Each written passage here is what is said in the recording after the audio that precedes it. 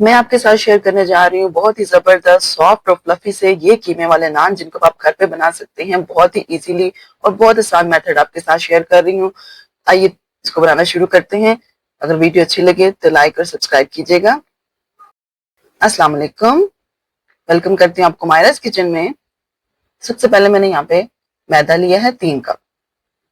ये देखिए, इसको मैंने छान के यूज किया है। शुगर डाली है मैंने 1 टेबलस्पून, ईस्ट डाली है 1 टेबलस्पून, नमक डाला है 1 टीस्पून और दही डाला है मैंने 1/4 कप। दही आपने जो है रूम टेम्परेचर पे यूज करना है, फ्रिज का ठंडा यूज नहीं करना।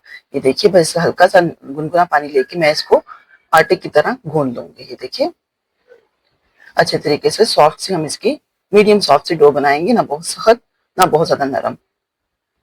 ये देखिए, इसको यकजान करके मैंने यहाँ पे तकरीबन 1 से 2 टेबलस्पून ऑयल के ऐड किए और इसको दोबारा से नीट करके मैं इसको डो को रेस्ट दे दूंगी आधे घंटे के लिए। ये देखिए, मैं इसको कवर करके साइड पे रख दूंगी। दूसरी तरफ हम अब इसका कीमा तैयार कर लेते हैं। इसके लिए मैंने कुकिंग ऑयल लिया है 2 टेबलस्पून, लहसुन अदरक की पेस्ट 1 टेबलस्पून और इसमें यहाँ पे मैं देखिए हल्का सा फ्राई करूंगी, बस खुशबू आए, कलर चेंज ना हो। तो मैंने यहाँ पे बीफ का कीमा यूज किया है ½ kg। आप चाहें तो यहाँ पे चिकन का कीमा या फिर मटन का कीमा भी यूज कर सकते हैं। तो ये देखिए, इसको मैं कलर चेंज होने तक हल्का सा इसको मैंने फ्राई किया। भूनने के बाद मैंने यहाँ पे तकरीबन 1 से 1.5 गिलास पानी डाला है गरम और इसको मैं प्रेशर लगा दूंगी।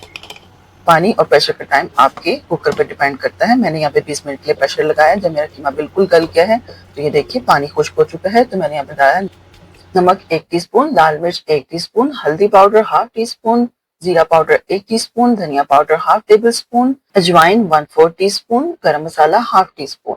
इन तमाम स्पाइसेस को अच्छे तरीके से कीमे के साथ हल्का सा मैं भून लूंगी। ये देखिए, इस तरीके से। और अब मैं इसमें डाल रही हूँ लेमन का जूस 1 टीस्पून, हरी मिर्चें चॉप, अदरक चॉप और प्याज चॉप। आप चाहें तो यहाँ पे मेरे पास धनिया अवेलेबल नहीं था, आप धनिया भी चॉप करके ऐड कर दीजिएगा इस टाइम पे। और थोड़ी सी मैंने चिली फ्लेक्स ऐड की है। आप चाहें तो स्पाइसेस के साथ ही इसको भी ऐड कर दीजिएगा, तकरीबन 1 टीस्पून के करीब। और अब ये देखिए, मैं इसको एक बाउल में ट्रांसफर कर रही हूँ ताकि ये अच्छे तरीके से ठंडा हो जाए। दूसरी तरफ हम अपने डो को देख लेते हैं। डो देखिए राइस हो गई थी। अब मैं इसके पेड़े बना लूंगी। देखिए,